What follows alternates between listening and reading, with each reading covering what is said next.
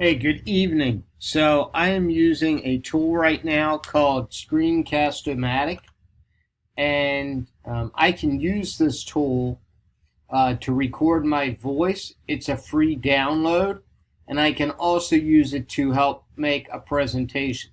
So let's just say I'm in Google. I could come over here. I could click on my Google account. I'm going to go to Google Drive.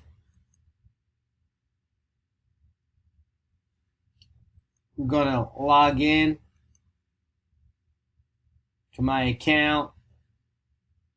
I'm going to go over here. Hold on. I want to slide this around a little bit. I'm going to click on New.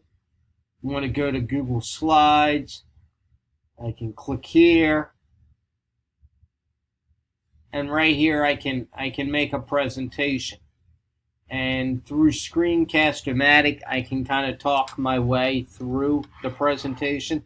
It'll go up to 15 minutes, which you'll see right here. It's a free recording.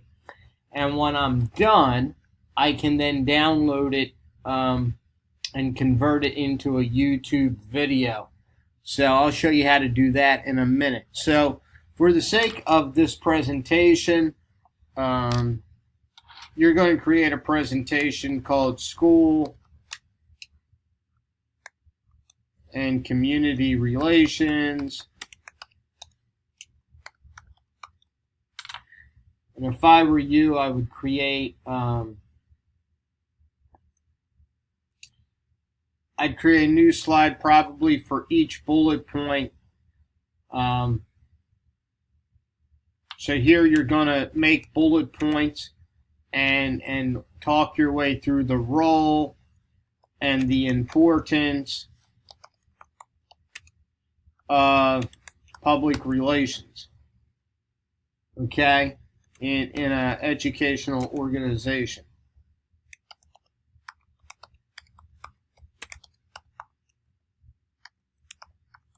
So I think we would all agree that it's a pretty big deal in this day and age. So again, I'm doing this very quickly. I'm not going to do a great job here. I just want you to have an idea. So I'm going to put a few bullet points here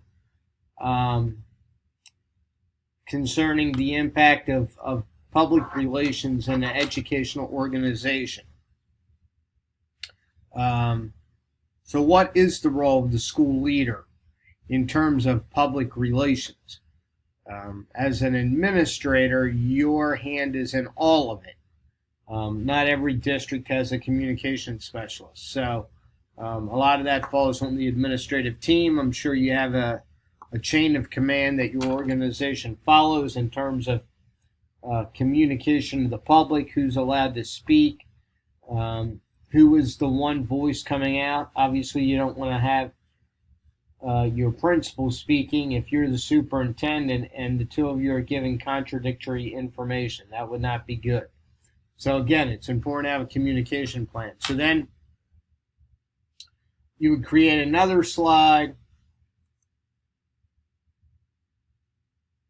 You're going to create another slide, and let's just say this slide is going to be on school stakeholders. I was actually at a training on that today about who school stakeholders are and how do you communicate with them.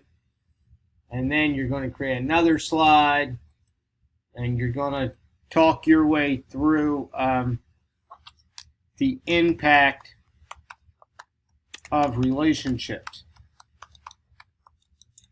in the school community. Okay, so you're going to give me some bullet points on how important it is to maintain positive relationships with all the school stakeholders, and then you're going to give me another slide, and on another slide you're going to talk about steps that leaders can take in order to foster positive relationships with school stakeholders. So what steps would you follow? And I'm assuming you would glean some of this stuff from the articles that you've read and from other research that you may have received from either other courses or professional development training.